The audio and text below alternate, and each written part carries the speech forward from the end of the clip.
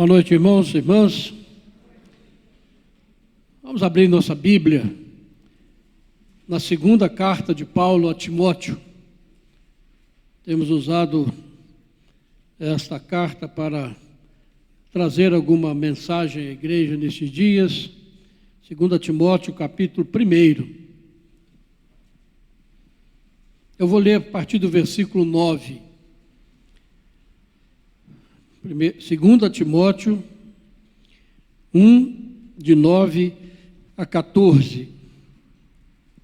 Diz assim a palavra de Deus: que nos salvou e nos chamou com santa vocação, não segundo as nossas obras, mas conforme a sua própria determinação e graça, que nos foi dada em Cristo Jesus, antes dos tempos eternos, e manifestada agora, pelo aparecimento do nosso Salvador, Cristo Jesus, o qual não só destruiu a morte, mas trouxe à luz a vida e a imortalidade, mediante o Evangelho, para o qual eu fui designado pregador, apóstolo e mestre. E por isso estou sofrendo estas coisas. Todavia não me envergonho, porque sei em quem tenho crido, e estou certo de que Ele é poderoso para guardar o meu depósito até aquele dia. Mantenha o padrão das sãs palavras que de mim ouviste com fé e com amor que está em Cristo Jesus. Guarda o bom depósito, mediante o Espírito Santo que habita em nós. Amém. Senhor Deus, obrigado pela Tua palavra, Pai, porque ela é viva, ela é poderosa, porque ela impacta as nossas vidas, ó Pai. Nós te rogamos, ó Pai, que agora que nós a lemos, o Senhor possa também falar o nosso coração, que Teu Espírito Santo, ó Pai, possa iluminar a nossa mente, nosso entendimento, e, ó Deus, com essa palavra possa prosperar na nossa vida, na vida de cada um que a ouvir, segundo o Teu propósito, para a honra e a glória do Teu nome, Pai. Fala conosco, Pai. Nós oramos em nome de Jesus. Amém.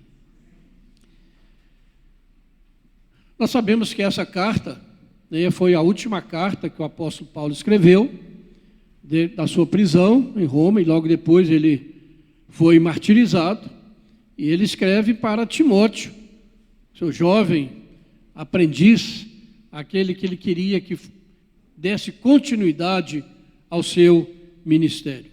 E Paulo então vai mostrando aqui, nós já vimos isso nos versículos anteriores, que há uma absoluta incompatibilidade entre o Evangelho de Cristo e os valores deste mundo, ou a falta de valores deste mundo, né? E ele então exorta Timóteo a não se envergonhar do Evangelho, a não se envergonhar de Jesus Cristo, a não se envergonhar dele próprio, do próprio Paulo que está preso. E convida Timóteo, então, no finalzinho do versículo 8, dizendo: participa comigo dos sofrimentos a favor do Evangelho, segundo o poder de Deus. E sem dúvida é apenas pelo poder de Deus que a igreja, e os crentes têm suportado toda a perseguição, todo o sofrimento que tem acontecido com a igreja durante toda a sua história, os obstáculos que o diabo tem colocado diante da igreja, tentando impedir que ela pregue o Evangelho. E a igreja tem sobrevivido, a igreja tem vencido. Nós estamos aqui como prova dessa vitória do Evangelho sobre as trevas deste mundo.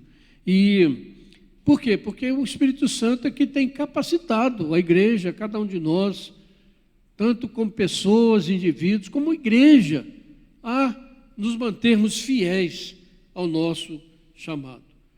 E hoje em dia, irmãos, eu creio que a igreja enfrenta um desafio ainda maior, que é testemunhar do Evangelho de Jesus no mundo chamado pós-cristão, O cristianismo, desde o seu início, ele se expandiu e alcançou todo mundo, toda a terra praticamente hoje já ouviu o Evangelho de Jesus Cristo. E durante todo esse tempo, esses 2000 anos, o Evangelho tem suplantado culturas, cultos que não são de Deus, tem mudado histórias, tem mudado civilização, tem realmente feito uma transformação tão maravilhosa em todo o mundo, E aqueles cultos, que escravizavam as pessoas e que escravizam ainda, muitos deles foram superados pelo cristianismo. O cristianismo prevaleceu e nós somos frutos disso. E grande parte, da prosperidade do mundo ocidental, do mundo em que nós vivemos, é resultado da adoção dos valores cristãos pela sociedade humana. O valor do respeito ao próximo, como pessoas criadas à imagem e semelhança de Deus, como pessoas dignas de serem respeitadas, a liberdade de pensamento, a liberdade de culto, a liberdade de poder expressar a sua fé, pregar o Evangelho. Tudo isso foram valores que o cristianismo trouxe a este mundo caído. É claro que se você for estudar a história, você vai ver que também houve muito abuso, por pessoas que se diziam cristãs, mas que usaram o cristianismo não da maneira correta, mas apenas para terem o seu próprio ganho, o seu próprio benefício. Isso aconteceu durante toda a história do cristianismo, a história do mundo, mas isso não invalida o valor do cristianismo. Mas tudo isso, irmãos, é mostrar que o ser humano foi criado à imagem e semelhança de Deus, mas caiu, e nós estudamos hoje pela manhã na escola dominical sobre a queda, o problema, tudo que isso gerou, e nós estamos vivendo num mundo em que o pecado é evidente. E o resultado tem sido esse mundo caótico, esse mundo terrível, esse mundo violento, esse mundo que tem nos assustado por causa de tantas coisas que têm acontecido. Uma sociedade maluca, uma sociedade alienada de Deus, uma sociedade que acha que pode viver sem Deus.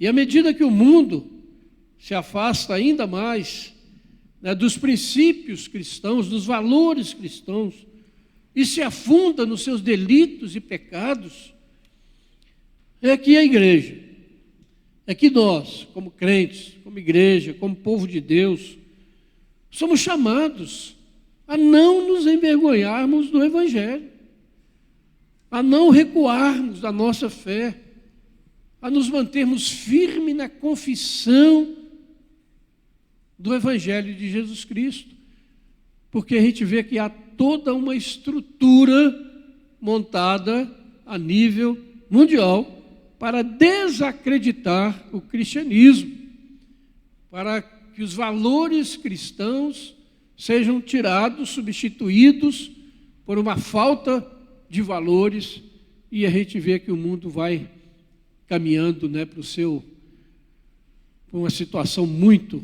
difícil. E eu quero aqui então aproveitar esse tempo nosso aqui para mostrar quem que são os cristãos que não se envergonham do Evangelho. Quem são essas pessoas que se mantêm firmes, que não negam Jesus Cristo, que não negam a sua fé, que não temem nem mesmo a perseguição, se isso for resultado da sua fidelidade? Quem são essas pessoas? Será que nós estamos enquadrados nessa lista?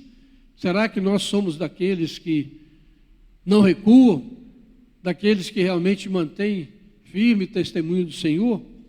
O texto vai nos mostrar aí algumas coisas bem interessantes. Primeira coisa, no versículo 9, que eu acho que é um dos versículos mais lindos da Bíblia, porque ele mostra de uma maneira assim muito clara a obra de salvação, de redenção que acontece, que às vezes nós não entendemos.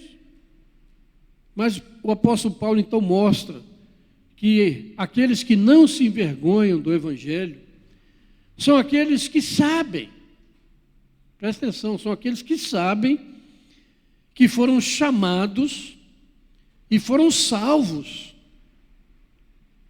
pela graça do Senhor Jesus, pela própria determinação e graça do Senhor soberano. Um dos hinos mais lindos que nós cantamos na igreja foi esse último que cantamos aqui sobre a maravilhosa graça, né?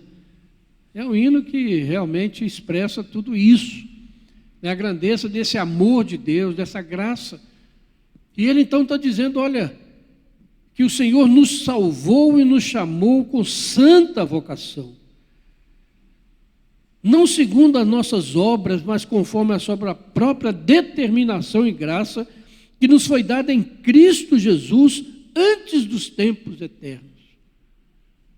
É um negócio que vai além da nossa compreensão, tentar explicar isso aqui, né? Nós não vamos conseguir racionalmente, mas nós podemos entender e crer nesta revelação bíblica, porque vai além, né? E religião do mundo jamais foi capaz de escrever algo assim, tão profundo e tão maravilhoso.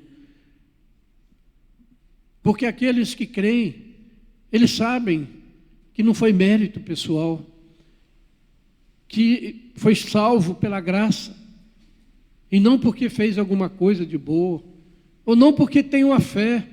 Tem gente que acha que Deus salva alguém porque ele tem fé, porque Deus viu que ele teria fé. Ninguém é salvo dessa maneira, é impossível, porque nós somos pecadores, estamos mortos nos nossos delitos e pecados. Mas a Bíblia vem e revela, olha, você foi salvo pela graça e misericórdia de Deus antes de você existir. Efésios vai dizer que nós somos predestinados antes da fundação do mundo.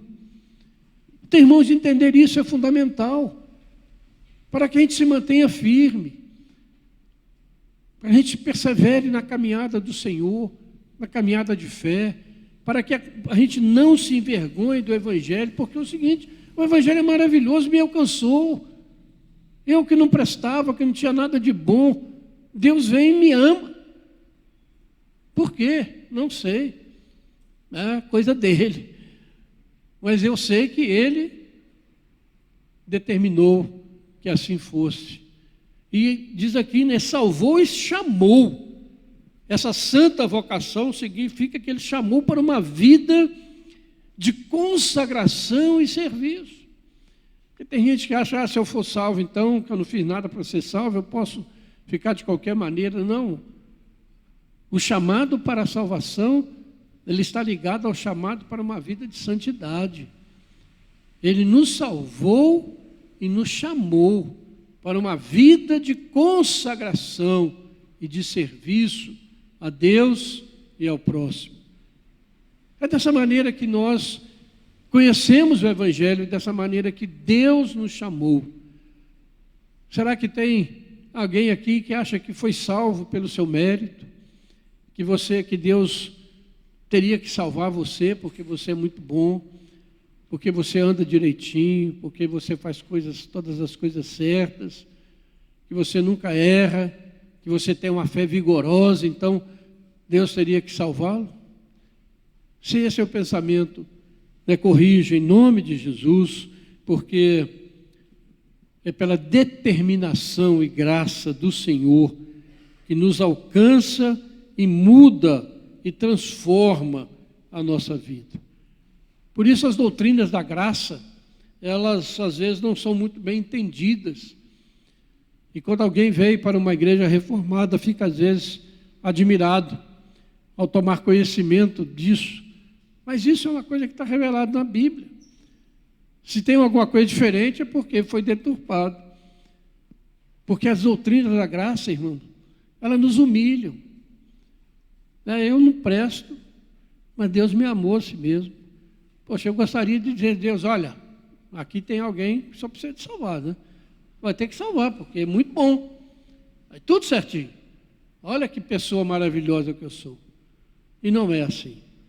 A Bíblia diz que todos nós pecamos, todos somos pecadores, mortos em delitos e pecados, e que se não fosse a graça e a misericórdia de Deus se manifestar em Jesus Cristo, nós não seríamos jamais salvos.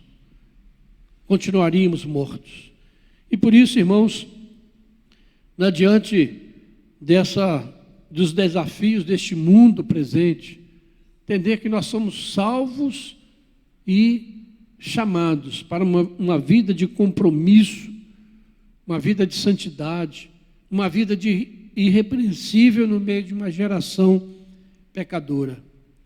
E precisamos proclamar esse evangelho da graça, porque ele, e somente ele, pode tirar um pecador da mais terrível situação e transformá-lo num santo. Um segundo ponto que nos chama a atenção aqui, daqueles que não se envergonham do Evangelho, é que além de entenderem que eles foram salvos e chamados pela graça de Deus e não pelo seu mérito, eles sabem que a sua eleição, que foi feita na eternidade, ela se tornou realidade na vinda de Jesus Cristo. Se Deus tivesse apenas nos eleito, nos escolhido, mas se Jesus Cristo não tivesse vindo para pagar o preço da nossa redenção, nós não seríamos salvos. Jesus teve que vir, apesar da determinação e graça de Deus, porque Deus foi muito claro quando Ele disse que a alma que pecar, essa morrerá. Ou seja, essa é a sentença. E todos pecaram, todos estão sobre o julgamento de Deus, e a única maneira de sair desse julgamento é pela graça maravilhosa do Senhor. Mas para isso, a justiça de Deus teve que ser satisfeita, e ela foi satisfeita por Jesus Cristo. Jesus veio como Filho de Deus, sem pecado, para que realmente pudesse nos dar vida abundante, vida àqueles que o Senhor havia já escolhido na eternidade. O versículo 10 diz, que essa vocação, essa salvação que foi feita antes dos tempos eternos, foi manifestada agora, no tempo, pelo aparecimento do nosso Salvador, Cristo Jesus, o qual não só destruiu a morte, como trouxe à luz a vida e a imortalidade mediante o Evangelho. Irmãos, que coisa maravilhosa. Você ouviu que a morte foi destruída. A morte foi destruída, essa morte tão terrível. Falando aqui das catástrofes que tem acontecido, as mortes por Covid que está assustando todo mundo aí. Mas a morte foi vencida. Ainda morremos, e graças a Deus por isso, porque se não morrêssemos, seríamos, por isso a lição de hoje mostrou, que Deus impediu que o ser humano comesse do fruto lá da vida, porque teria vida, não morreria dentro da situação de pecado, seria terrível. Mas a morte foi vencida.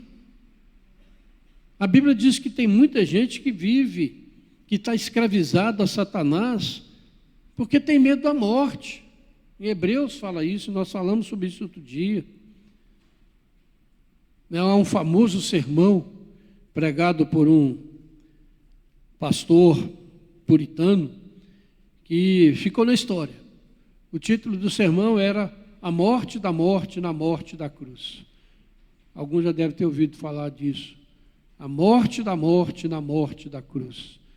E realmente, irmãos, ali na cruz, Satanás perdeu todo o seu poder. A morte perdeu o seu poder. E veio a ressurreição para comprovar que a morte foi vencida. Lá na cruz, o Senhor Jesus pagou o preço da nossa redenção. Aquele decreto de Deus, o chamado de Deus, a eleição de Deus feita na eternidade se torna realidade no tempo agora. Foi manifestado pelo aparecimento do nosso Salvador. Não só destruiu a morte, como se fosse coisa de menor importância, né? Ele não só destruiu a morte, mas ele trouxe à luz a vida e a imortalidade. Ou seja, Jesus veio mostrar que há vida além dessa vida, que há uma vida eterna, que há uma imortalidade, que aqueles que creem nele jamais sofrerão o dano da segunda morte. Vejam bem o plano, o projeto de Deus. Deus vai caminhando, nos chama, mas Jesus vem e paga o preço da nossa redenção. Porque se Deus tivesse nos escolhido e simplesmente, vou salvar esse, aquele não, ele seria injusto. Mas ele pagou o preço da redenção. O preço que você devia e eu devia foi pago na cruz. Por isso que está pago. Não é esse negócio de que temos que pagar um preço, isso não existe. O preço já foi pago. O preço da nossa redenção está completamente pago. Nós não devemos mais nada. Glória a Deus por isso, né? O diabo não pode cobrar isso. Né? Que você está devendo alguma coisa. Você tem que fazer isso, fazer aquilo, fazer penitência, né? Pagar promessa, ir não sei aonde, fazer isso, aquilo. Ele não tem mais. Quando Jesus entregou a sua vida por mim e por você, ele disse: está consumado, está feito, está pago. Glória a Deus, irmão. Então alguém que tem essa certeza não vai se envergonhar do Evangelho, não vai temer qualquer perseguição que vier, porque o que ele tem é muito maior do que qualquer coisa que esse mundo possa nos oferecer. O que melhor que o mundo pode te oferecer? Te oferecer ou prometer que você não vai morrer, não pode. E esse é o medo de todo mundo. Né? Pode ter recurso, pode ter todos os avanços da ciência, e graças a Deus por isso, pode ter tudo, mas ele não pode dizer: você não vai morrer. Mas você pode ter ilusões. Você pode deixar de seguir o Evangelho para seguir ideologias humanas, cheio de ilusão, achando que você vai melhorar o mundo, que o mundo vai te tornar um lugar melhor, que se esse lado político ganhar, ou aquele ganhar, o mundo vai ficar melhor. Vai ficar pior, porque só Jesus Cristo tem vida eterna. Ele venceu a morte. Então o seu lado é o lado de Jesus. Não tem lado de lá ou lado de cá, não. É o lado de Jesus. Porque Ele pagou o preço da sua redenção. Lá na cruz. E agora, você pode dizer como Paulo: onde está, a morte, a tua vitória? Onde está a morte? Vencida foi a morte pela vitória. Jesus ressuscitou, vive. E nós temos esse Deus vivo, por isso nós estamos aqui reunidos. Nós não estamos aqui para passar o nosso tempo, encerrar o nosso domingo, encontrar alguns amigos. Nós estamos aqui porque nós cremos num Deus vivo, que nos amou com amor eterno. E lá na cruz, Ele deu a sua vida por nós. Por isso estamos aqui com alegria, com gratidão, com louvor, com adoração. Nada maior do que isso. Por que envergonhar desse Evangelho? Por que trocar esse Evangelho por outras coisas, irmãos? Hoje também na lição da manhã nós falamos, né, do Satanás, o engano de Satanás, lá com os nossos primeiros pais, seduziu, e ele continua, infelizmente, seduzindo tantas pessoas nesses dias. Pessoas acreditando em utopias, em mentiras, em soluções humanas, que nós sabemos que não perduram.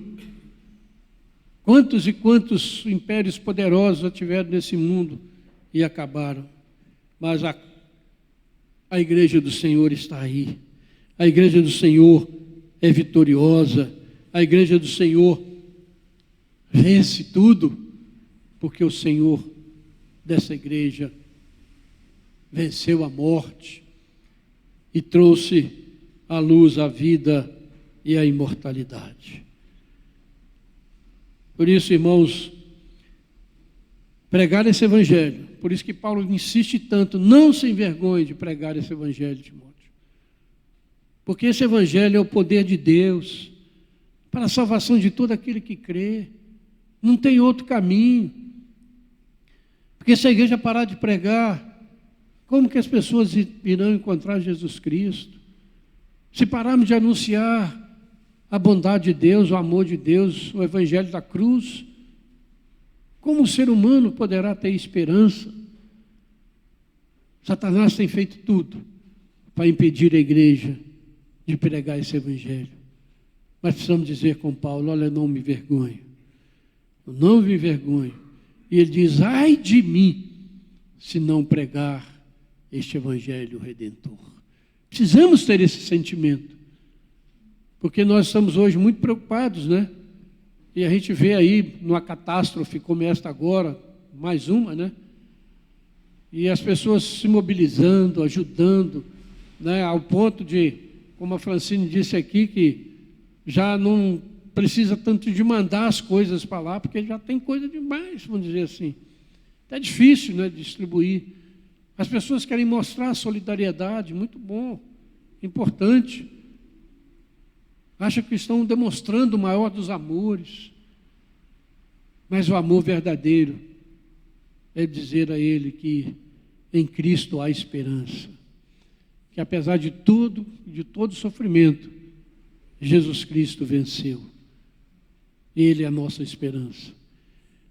Por isso, irmãos, aquele que não se envergonha do Evangelho é alguém que sabe que ele foi salvo e foi chamado por Deus pela determinação e graça do Senhor, e não pelos seus méritos.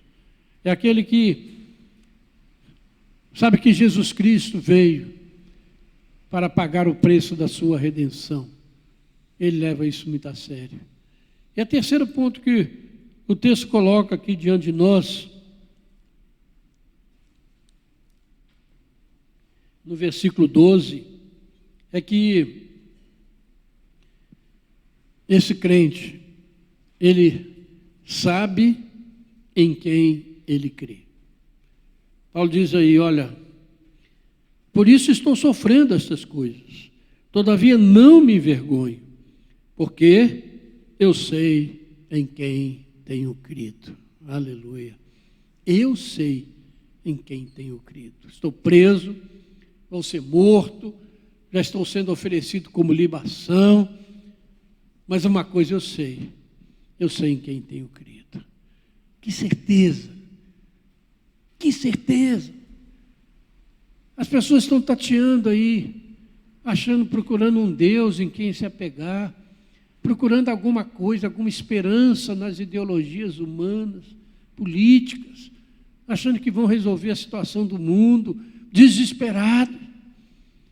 Mas como a gente pode ser privilegiado de dizer eu sei em quem tenho crido? Não apenas eu sei em quem tenho crido, mas sei que Ele é poderoso para guardar o meu depósito até o dia final. Eu sei que esse Deus que eu creio é poderoso. Ele venceu a morte. Por isso a Bíblia diz que nós estamos nas mãos do Senhor. Tem muita gente que acha que ele é salvo num dia, no outro dia ele perde a salvação. Se ele confia em si mesmo, realmente ele vai viver em conflito. Hoje ele está salvo, amanhã não está, porque ele fez bobagem. Aí depois da manhã ele volta e está salvo de novo. Já pensou viver assim? Que coisa estressante. Mas quando alguém pode dizer, eu sei em quem tenho crido. não pelos meus méritos, mas Ele deu a vida dele por mim. Mas não somente deu a vida lá atrás, mas Ele é poderoso, hoje, agora, aqui. Ele é poderoso para guardar o meu depósito.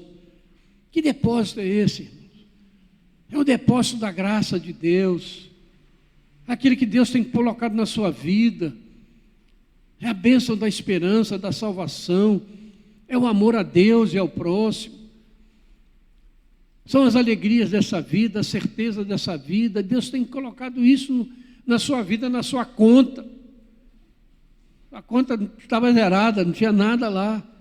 Mas Deus, na sua misericórdia, vai depositando graça sobre graça, bênção sobre bênção, dia a dia. Às vezes a gente não reconhece, reclama, acha ruim. Mas a Bíblia está dizendo que nós temos um bom depósito. Versículo 14, ele vai repetir a palavra depósito, né? E lá ele vai usar esse termo, né? O bom, o excelente depósito que Deus tem colocado na sua vida. Além de te amar eternamente, além de Jesus ter morrido no seu lugar, Deus tem depositado bênção sem fim na sua vida. Aleluia. Que coisa maravilhosa, irmãos. Poder dizer, eu sei em quem eu tenho crido. Por isso Jesus disse que aquele que vai a Ele, de modo nenhum Ele lança fora. Ele diz, eu ressuscitarei no último dia. Ninguém pode arrebatá-lo das minhas mãos. Vamos viver essa segurança, irmãos. Medo de quê? Se envergonhar de quê? O que o mundo pode oferecer melhor para você do que isso? A segurança da eternidade, a segurança de que tem um Deus te segurando, não é você segurando na mão dele, é Ele segurando na sua mão, né? A gente canta um hino aí, um hino muito conhecido, né? Segura na mão de Deus e vai, né? É um pouquinho teologicamente é furado, né? Se você segurar na mão de Deus, você cai. Mas quando Ele segura na sua mão, meu filho, aí, né? Então, nós estamos seguros nessas mãos. Ele que segura. Nós estamos salvos, garantidos. Nada poderá nos separar do amor de Deus que está em Cristo Jesus, nosso Senhor. Nada. Por que viver atemorizados?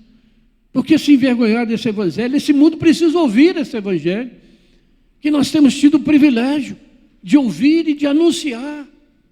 Precisamos dizer como Paulo, ai de mim se não pregar o evangelho. Precisamos ter a mesma convicção de Jó. Eu sei que o meu Redentor vive e que por fim se levantará sobre a terra. Quanta certeza, irmãos, podemos ter confiados nos méritos do Senhor. Como é bom pertencer a esse Deus tão maravilhoso. Como é bom saber que nós somos salvos não pelos nossos méritos, porque aí saberíamos mesmo que não seríamos salvos, porque a gente se conhece.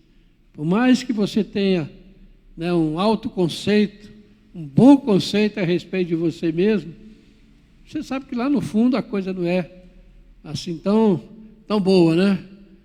Não são tão espetaculares como nós pensamos. E quando você pensa então na santidade de Deus, a coisa complica para o nosso lado. Por isso nós cremos na doutrina da perseverança. Não da dos santos, né? Porque na perseverança de Deus em nos guardar, né? E nos segurar. Não deixar que a gente vai para aqui ou vai para lá ou desista. Temos tido muitos desafios, irmãos, a nossa fé. Muitos desafios. O mundo está aí tentando destruir o poder da igreja, a convicção da igreja, criando tantas coisas para que a gente se envergonhe do Evangelho, dizendo que o Evangelho está ultrapassado, que os valores cristãos já não podem prevalecer nesse mundo, que o mundo está aí, precisa de evoluir, de largar, de sair dessa opressão, né, dos valores cristãos, que proíbe isso, não pode aquilo, que não sei mais o quê. Mas Deus nos chama a não nos envergonharmos deste Evangelho, porque ele é o poder de Deus para a salvação destas pessoas desesperadas, angustiadas, sem esperança. Porque o Evangelho é aquilo que nos dá a certeza e a confiança. Nós possamos dizer e sermos essas pessoas que entendem que foram salvos pela graça e não pelos seus méritos. Que sabem que Jesus Cristo veio para pagar o preço da sua redenção. E de fato pagou de modo cabal, destruindo a morte. Não podemos temer. Não podemos temer.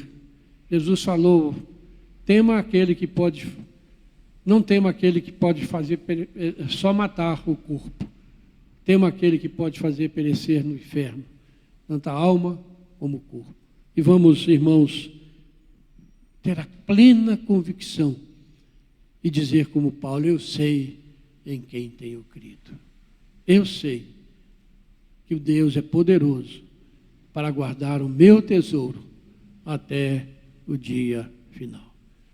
Aquele hino antigo, né, que a gente cantava, não sei se Abraão ainda canta, né, Abraão? Que não sei por que de Deus o amor a mim se revelou. Não sei. Eu só sei de uma coisa. Ele é poderoso para guardar o meu tesouro até o dia final. Não sei. Só um dia, talvez Deus explique, porque Ele te amou, sendo você quem você é. Porque Ele me amou, sendo eu quem eu sou. Mas uma coisa nós sabemos, que Ele nos salvou, nos redimiu e nos deu vida eterna, em Cristo Jesus. Vamos anunciar esse Evangelho, irmãos. Vamos viver esse Evangelho. Vamos proclamar esse Evangelho para a glória do Senhor. Que Deus nos abençoe. Amém. Vamos orar.